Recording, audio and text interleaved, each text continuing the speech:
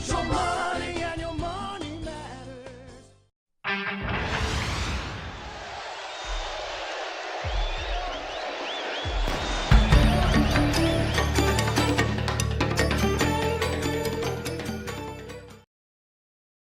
10 positive economic factors that are showing that the economy is strong at this point in time. Optimism in the U.S. economy is at a 10-year high, and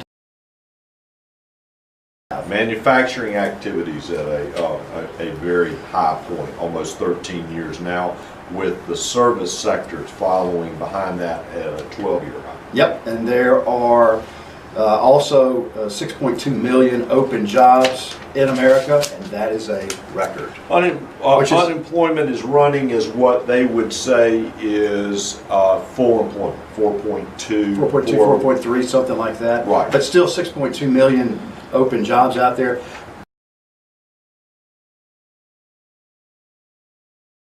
A leading spear in the growth measurement of the economy would be how much stuff is being shipped by trucks and by rails, and both of those are showing strong and leading the way with records, rail traffic and truck sales and movement of stuff.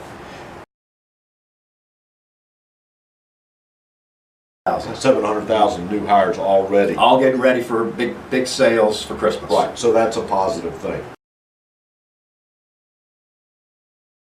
Home sales prices rose 5% from 2016, and as someone who just sold a house, I was appreciative of that. That's correct. So we've seen that number be stagnant for a while, and so now we're seeing some increase in home sale pricing. So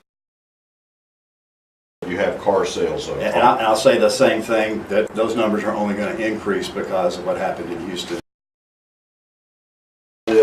People are flying. We had a three-legged trip to go to Lake Tahoe, Greensboro, Atlanta, Utah, Reno, and there were no shortage of people in motion.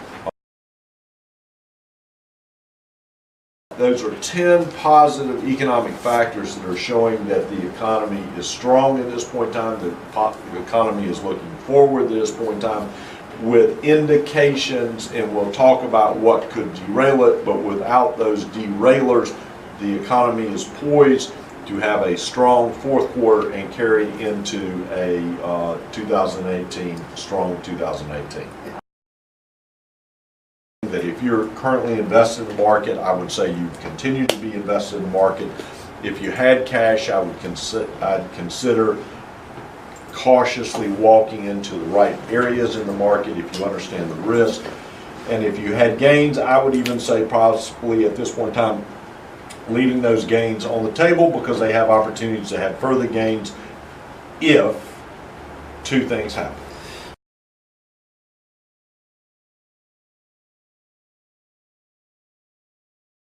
I'll talk about one, Okay. and that's corporate tax reform, which Okay. seems to have momentum, even when Senator Bob Corker and our President Trump get into a tweeting competition. In addition to that going on, you got the budget and the budget deficit that has to be thought through.